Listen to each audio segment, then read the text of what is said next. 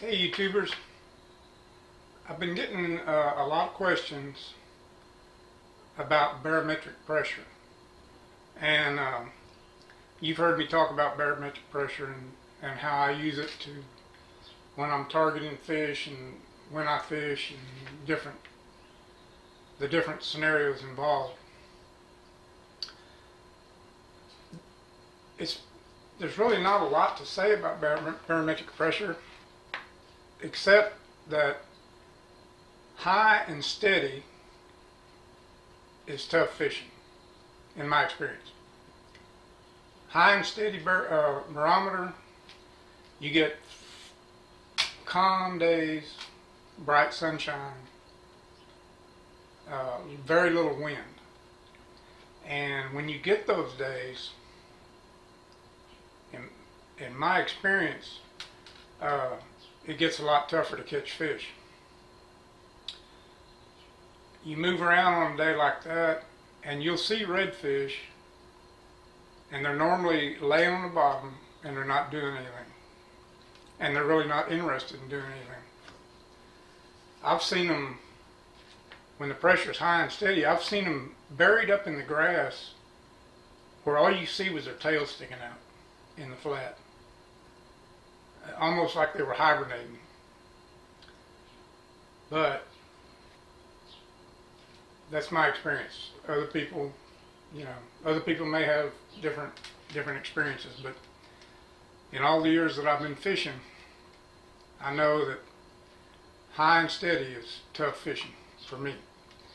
And also, everything I talk about pertains to lure fishing. If you put bait into the equation, that's a different deal. Sometimes they won't turn down bait, doesn't matter what the circumstances are. But lure fishing, artificials, it's pretty tough. And I was lucky enough when I was a kid. In fact, before I had a driver's license, I used to hitchhike or get my mom to take me or whatever. I could get to the water. And an old man named Ace Kimball used to own Red Dot Bait Stand. Kind of took me under his wing, and I used to throw nothing but live shrimp in a quart. And I used to buy my live shrimp from Ace. And one day he told me, he said, "Look," he said, "I'm not going to sell you any live shrimp." He said, "I'm going to give you this right here." And I had a little boat with a little kicker that he let me keep there. No trailer, no nothing. A little aluminum boat with a little 5-horse motor. And he said, "You take that boat," and he gave me a gold spoon. And he said, "You go right down here," and he told me where to go. He said, "You park that boat," he said, "you get out and you start wading and you start throwing this. And come back and tell me how you did." So anyway, that was pretty much how I got started lure fishing. And that was before I had a driver's license. So anyway, I started doing that, and it was tough at first because I didn't know what I was doing. And I remember coming back one day, and it was beautiful. Sun shining, barely a breeze, water was crystal clear, and man, I just struck out. I didn't do nothing. And I came back and I told Ace, I said, "Man, I can't believe I didn't catch any fish, man. It's such a beautiful day." And he said, "It's a beautiful day for you." He said, "But it's not a good day to catch fish." And he told me, he said, "When you got clouds, you got wind, and you got a falling barometer," he said, "that's when you're really going to catch them." And that was my first introduction to barometric pressure and how it affected fish. But anyway, as soon as it starts to fall, and especially if it falls hard, in my experience, fish start moving. They get agitated, and they start, moving and looking. And a prime example of what I'm talking about is anybody that's ever had dogs. Have you ever seen dogs when a storm's coming? they start getting antsy. Some of them more than others, and they'll start, they'll start moving around and doing stuff. And the ones that it really affects, some of them will hide under the bed. Some of them start whining, and the closer, like when you got a front or a storm coming, they feel it. They feel it, not like we do. They feel it. It's a lot stronger for them. And fish are the same way, in my opinion. When that barometer starts to fall and the weather starts to get unstable, they start moving. And for me, they're a lot easier to catch when it's like that.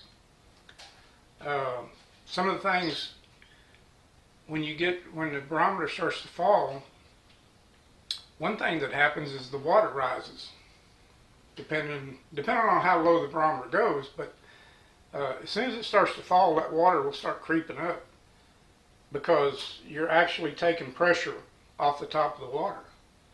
So you start getting that movement of that water coming up, and I think that kind of triggers them to get up and start moving too, because they feel, something's changing. When your barometer gets low, you've always got wind, and when you get wind, you get more oxygen in the water. Fish get more aggressive, and if it gets real low and you've got kind of stormy weather, or even, you don't even have to have stormy weather. Usually when the pressure starts falling and starts getting low, you have clouds, which to me, there's no finer days to fish than when you got wind, clouds, and a falling barometer. So other than that, I don't know too much more to say about it. If there's anything I didn't cover, you can ask in the comments or whatever, and I'll try to get back with you. I'm not a biologist. I'm not a meteorologist. I just know what I've seen, and I know what some of the old timers have told me, and everybody has the same story. So I'm pretty sure that that it's the real deal. Okay, that's everything on that. I want to go over these reels that I bought. These Daiwa Tatula reels. And you guys that have been with me for a while know that I bought these like a year and 3 months ago, something like that. And these things have never seen anything but saltwater. And I am not sponsored by anybody. I don't get paid by anybody for anything. In fact, Daiwa doesn't even know I exist. But, for y'all's information, I want to give you an update on these reels, because I showed them when I first got them, but I didn't say yay or nay. I just said that they casted good and they were smooth, and the retrieve was really good. But without using them for a year, there's no way you can say good or bad. So anyway, yesterday I took the reels off. I got 2 of them, and this is the Daiwa Tatula Type RXS, which is the 8.1 to 1 retrieve, and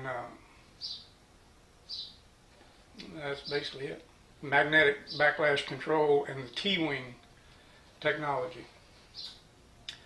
I opened these reels up yesterday after over a year of use in saltwater, and was amazed at what I saw inside.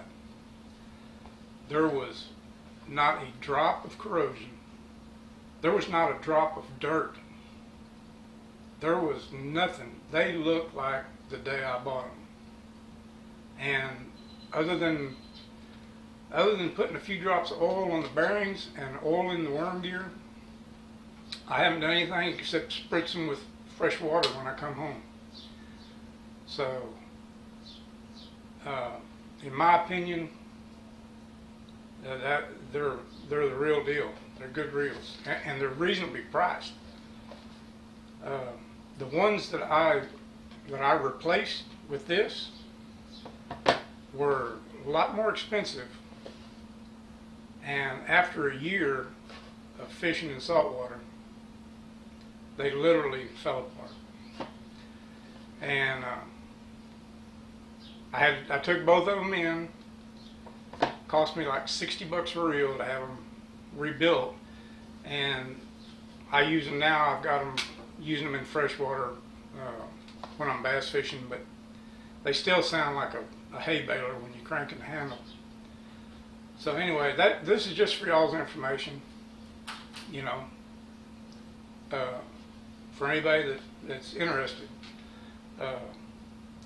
I don't know anywhere you can buy a $150 reel that'll stand up to this one right here.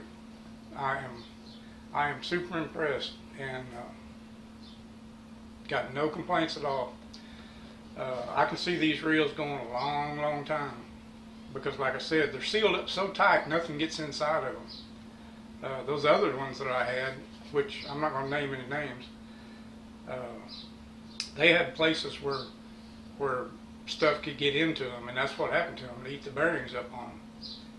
And I mean, I take good care of my stuff. I take real good care of it.